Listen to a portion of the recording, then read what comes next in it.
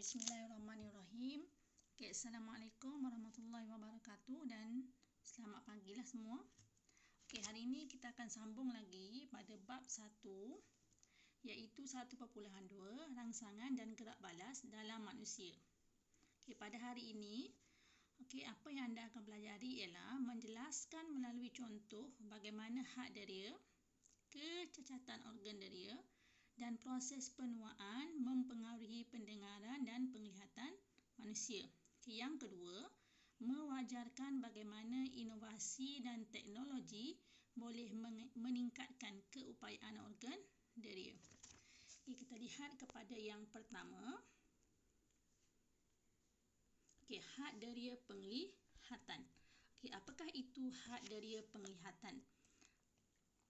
Had deria penglihatan ialah had keupayaan mata untuk melihat objek. Mata kita memang boleh melihat, kalau kita kata mata ni boleh melihat semua benda. Tetapi mata kita ini mempunyai had dia, iaitu kita tak boleh melihat benda yang terlalu kecil maupun benda yang terlalu jauh. Itu adalah had deria penglihatan ya. Yang kedua, kita tidak dapat melihat objek yang terlalu kecil atau terlalu jauh. Contohnya mikroorganisma. Mikroorganisma sangat kecil. Jadi kita memerlukan alat bantu untuk melihat. Kemudian benda yang terlalu jauh, contohnya planet. Planet kita tak nampak dengan mata kasar. Itulah dia had deria penglihatan kita. Seterusnya kita lihat had deria penglihatan juga termasuklah ilusi optik dan juga titik buta ataupun dikenali juga sebagai bintik buta. Untuk tajuk kita hari ini saya lupa nak bagi tahu, awak boleh rujuk buku teks pada muka surat 24 ya, bermula pada muka surat 24. Seterusnya, ini adalah contoh ilusi optik. Lihat pada ketiga-tiga gambar rajah. Gambar rajah yang pertama. Awak tengok ya, ada dua garisan PQ dan RS. Garisan mana yang lebih panjang sebenarnya? Boleh awak kena pasti garisan mana yang lebih panjang? Cuba fikirkan sekejap. Kemudian tengok kepada gambar yang kedua, B. Fokus kepada tumpuk ataupun bulatan di tengah yang dilabelkan sebagai X dan Y. Antara X dan Y yang mana lebih besar? Dan yang ketiga, tengok fokus kepada segi empat di dalam bulatan. Adakah sisi segi empat sama itu lurus ataupun melengkung? Jadi apa yang awak lihat dalam ketiga-tiga gambar ini sebenarnya merupakan ilusi optik. Merujuk pada gambar yang pertama tadi, garisan. Sebenarnya garisan PQ dan RS adalah sama panjang. Begitu juga dengan tumpuk bulatan di tengah X dan Y. Sebenarnya bulatan tu ialah sama besar. Dan yang ketiga, sisi segi empat sama itu sebenarnya ialah lurus. Tapi kenapa kita lihat seolah-olah garisan PQ dan RS tu, PQ tu lebih panjang? Ataupun kita lihat tumpuk bulatan di tengah itu, kita lihat seolah-olah X tu lebih besar. Maupun segi empat sama tadi, kita lihat seolah-olah garisan tu melengkung. Itulah yang dikatakan sebagai ilusi optik. Apa itu ilusi optik? Itu ya. Ilusi optik ialah berlaku apabila objek yang dilihat berbeza daripada keadaan sebenar. Contoh ya, yang tadilah gambar PQ dan RS tadi. Kita lihat salah satunya lebih panjang daripada garisan yang satu lagi. Padahal pada hakikatnya kedua-dua garisan itu adalah sama panjang. Dia berlaku disebabkan apa? Disebabkan otak tidak dapat mentafsir dengan tepat objek yang dilihat oleh mata kerana gangguan di sekitar objek. Merujuk pada garisan ya, gambar rajah A tadi. Gangguannya adalah kepada bucu garisan tadi. Di hujung garisan tu ada panah. Panah itu adalah gangguan dia. Kalau katakan bulatan tadi, gambar rajah yang kedua tadi, gangguan gangguannya adalah bulatan-bulatan di sekeliling. Okey, begitu juga dengan garisan. Pada kotak segi empat tadi, gangguannya adalah lengkungan-lengkungan bulatan di sekitar garisan tersebut. Itulah yang mana menyebabkan berlaku ilusi optik. Otak kita tak dapat mentafsir dengan tepat apa yang kita lihat. Okey, seterusnya, ini contoh ilusi optik juga. Okey, kalau lihat dekat situ, okey, kotak-kotak kecil segi empat itu dilihat sekali imbas tengok macam kotak itu tidak sama besar, tapi sebenarnya kotak itu adalah sama besar. Okey, ilusi optik ini berlaku disebabkan apa? Disebabkan adanya gangguan apa? Gangguan garisan-garisan di antara kotak-kotak tersebut. Okey, seterusnya. Okey, had deria penglihatan yang lain ialah titik buta ataupun dikenali juga sebagai bintik buta. Okey, imbas balik pada apa yang kita belajar sebelum ni. Okey, dalam struktur mata yang kita lukis, yang kita belajar sebelum ni, adanya bintik kuning pada bahagian retina mata yang mana itu adalah bahagian yang paling peka pada cahaya, dan ada juga bintik buta ataupun blind spot. Okey, iaitu di mana bila adanya imej yang jatuh pada bintik buta, maka kita tak dapat melihat imej tersebut. Okey, jadi biasanya kehadiran titik buta ini tidak disedari. Okey, kenapa? Kerana imej bagi objek yang sama tidak mungkin jatuh pada kedua-dua bintik buta secara serentak. Okey, kalau rujuk pada slide yang saya tunjukkan kat sini, ada dua. Okey, ada dua. Yang pertama tu adalah tanda simbol tambah. Satu lagi adalah bintik kuning. Okey, yang berwarna kuning pada kotak sebelahnya. Macam mana kita nak uji bintik buta? Cara nak ujinya adalah awak tutup. Okey, tutup sebelah mata awak dengan tangan. Mata kiri awak tutup. Okey, mata kiri awak tutup dengan tangan. Kemudian awak lihat kepada simbol tambah itu menggunakan mata kanan awak. Okey, dan awak akan dekatkan. Kalau awak pegang phone, awak dekatkan phone awak menghampiri mata awak. Okey, dekatkan phone menghampiri mata awak. Perhatikan, adakah awak semakin dekat phone tu dengan mata awak, adakah awak nampak kedua-dua tanda tambah dan tanda bulatan kuning tadi? Okey. Okey, sebenarnya bila awak dah buat aktiviti nanti, awak akan dapati bintik kuning itu, yang warna kuning tu, bulatan kuning tu, bila mana phone tu semakin menghampiri mata awak, okey, semakin dekat dengan pandangan mata, maka yang warna kuning tu tadi akan hilang daripada pandangan mata awak. Awak hanya akan nampak yang tambah itu saja. Kenapa? Kemana hilangnya dia? Kerana imej, okey, bulatan kuning tu dia jatuh pada bintik buta. Okey, kalau awak tak nak guna phone ni, okey, takut mata rosak kan, awak boleh guna buat aktiviti yang sama pada muka surat 25 buku teks. Okey, buat aktiviti yang sama. Okey, muka surat 25 buku teks, iaitu aktiviti bintik buta rajah 1.22. Okey, yang mana awak boleh kajilah dekat situ, dia ada arahan, 3 arahan dekat situ. Awak boleh ikut arahan tu, arahan yang sama seperti mana yang saya terangkan. Okey, itulah dia peranan bintik buta. Boleh kenal pasti dekat situ. Okey, seterusnya, okey, alat yang ada untuk membantu mengatasi had deria penglihatan kita. Okey, ini ada beberapa contoh. Okey, yang pertama mikroskop imbasan elektron. Okey, yang kedua mikroskop cahaya untuk kita lihat mikroorganisma yang tak dapat kita lihat dengan mata kasar kita. Okey, seterusnya kita ada mesin sinar X, kan?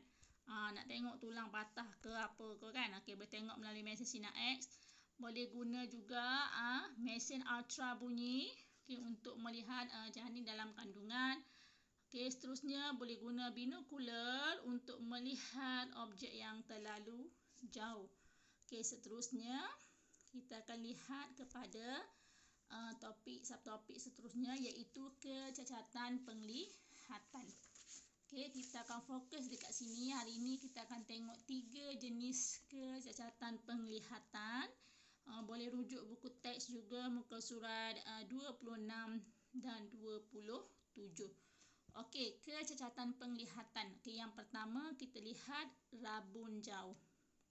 apa yang dimaksudkan dengan rabun jauh? Okey, rabun jauh ialah tidak dapat melihat objek jauh dengan jelas. Okey, objek jauh akan kelihatan kabur kerana imej difokuskan di hadapan retina. Imej tu tidak betul-betul jatuh di retina. Dia jatuh di depan retina. Jadi sebab itu kita tak nampak objek jauh tu dengan jelas. Okey.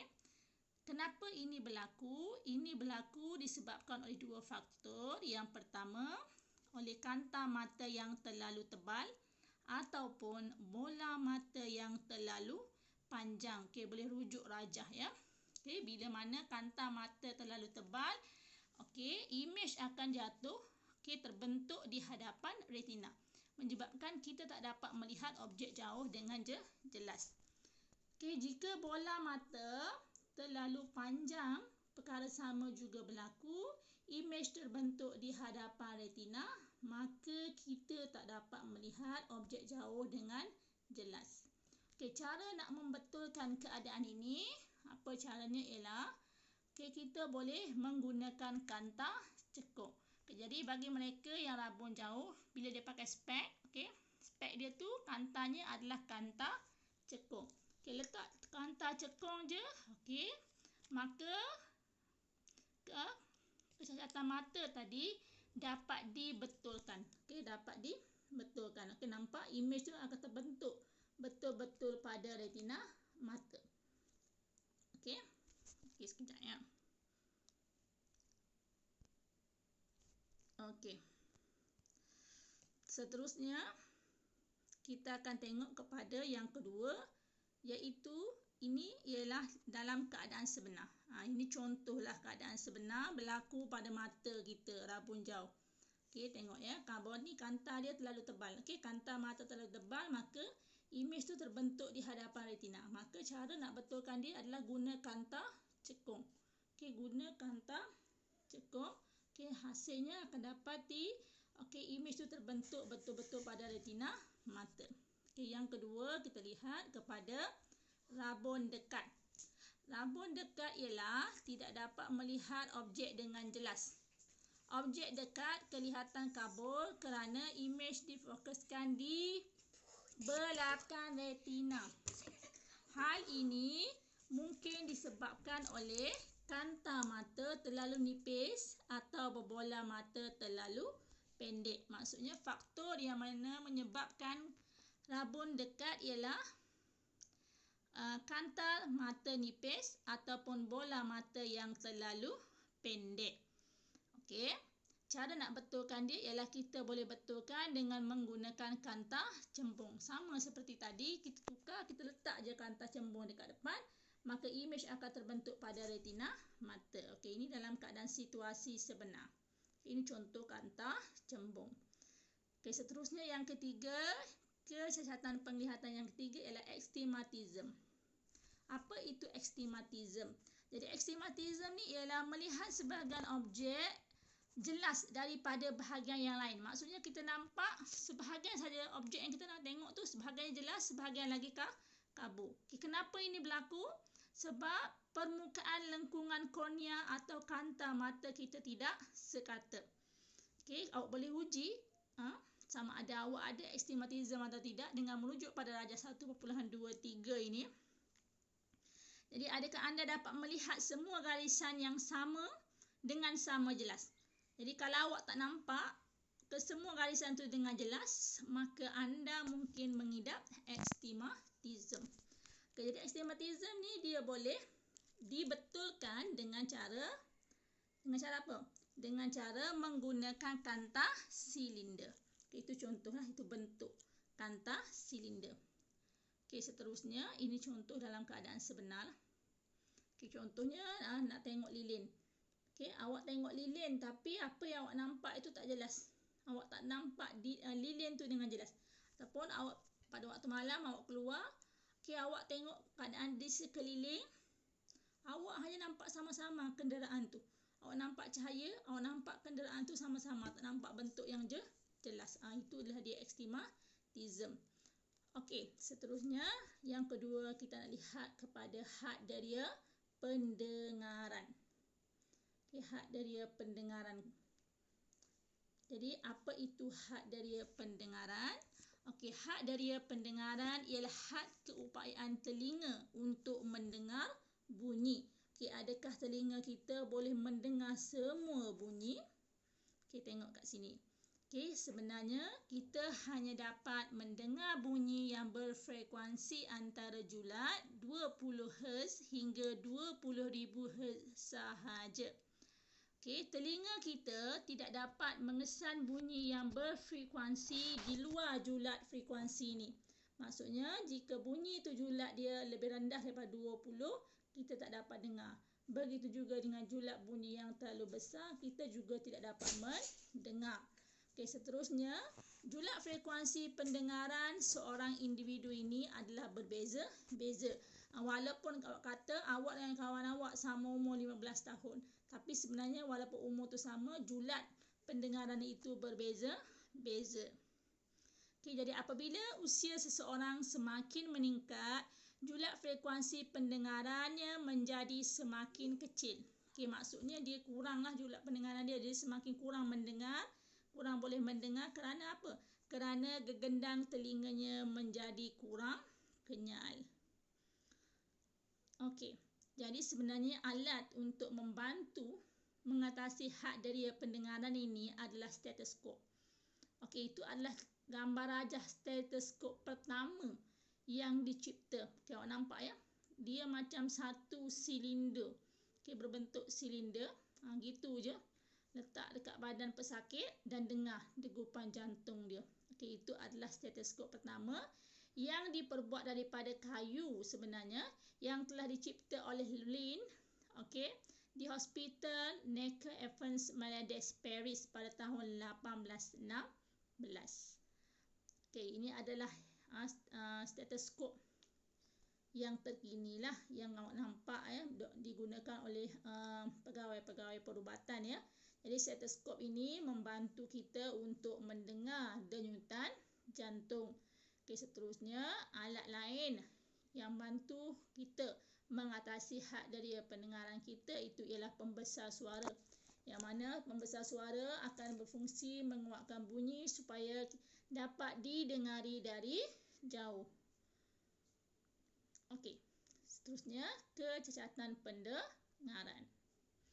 Okey, kecacatan pendengaran ini berlaku apabila deria pendengaran seseorang tidak berfungsi dengan sempurna. Okey, kecacatan pendengaran lazimnya disebabkan oleh kerosakan telinga akibat daripada yang pertama mungkin daripada jangkitan mikroorganisma, yang kedua mungkin sebab kecederaan ataupun proses penuaan, ataupun yang keempat mungkin disebabkan oleh seseorang itu mendengar bunyi yang kuat tu berlarutan. Okey. Kerosakan pada telinga luar dan telinga tengah lazimnya mudah dibetulkan. Maksudnya kalau kerosakan tu berlaku pada dua bahagian telinga ini masih boleh dipulihkan. Okey, masih boleh dipulihkan. Ini contohlah. Okey, risiko-risiko pada deria pendengaran kita lah, mendengar bunyi yang kuat secara berterusan. Sebab itulah kalau orang kerja dekat airport tu, dia akan pakai penutup telinga dia lah untuk melindungi telinga dia. Okay, yang kedua, tengok gangguan daripada mikroorganisma. Yang bawah tu adalah faktor penuaan. Okey. Okey, jadi cara membetulkan kecacatan pendengaran. Okey, yang pertama, gegendang telinga yang pecah dan kerosakan osikal boleh dibetulkan dengan cara menggunakan ubat ataupun pembedahan. Okey, seterusnya. Yang kedua, kerosakan pada telinga dalam lebih sukar untuk dibetulkan lah. Maksudnya kalau dia berlaku pada telinga dalam awak, mungkin awak memang tak boleh mendengar lah. Dikategorikan sebagai cacat pendengaran. Okay, seterusnya, koklea yang rosak dapat dibetulkan dengan menggunakan implan koklea. Tukarlah. Okey, saraf auditori yang rosak masih tidak dapat dibetulkan dengan menggunakan ubat ataupun pembedahan. Okey. Okey, ini contoh. Okey, gambar rajah bagaimana implan koklea dilakukan. Okey, itu Okey, implan koklia dilakukanlah, maksudnya letak yang baru jika koklia tu rosak. Okey, ini adalah contoh ya alat bantu pendengaran. Kalau lihat pada keempat-empat gambar ini, kalau dulu alat bantuan pendengaran tu bersaiz besar dan memang kita sangkut dekat kita punya cuping telinga. Kemudian dengan bantuan teknologi, saiz dia lebih kecil, letak je kat lubang telinga. Okey, kemudian kemajuan teknologi lagi dicipta lagi kecil, lagi saiz kecil, dan sekarang ni terkini bersaiz ngam-ngam betul dengan kita punya lubang telinga. Okey, itulah dia kemajuan teknologi yang berkaitan dengan pendengaran kita. Jadi secara kesimpulannya, pada subtopik 1.2 ini, rangsangan dan gerak balas pada manusia ini, kita belajar 5 dia. Jadi kesimpulannya, kita seharusnya mensyukurilah anugerah panca indera yang diberikan kepada kita. Perlu menjaga dan menggunakan panca indera itu dengan betul lah. Dengan betul. Jadi itu saja pengajaran saya untuk hari ini. Untuk tugasan awak, lihat pada grup Telegram. Nanti saya akan tulis dekat situ apa yang perlu anda lakukan. Jadi selamat belajar. Sekian. Terima kasih. Assalamualaikum warahmatullahi wabarakatuh.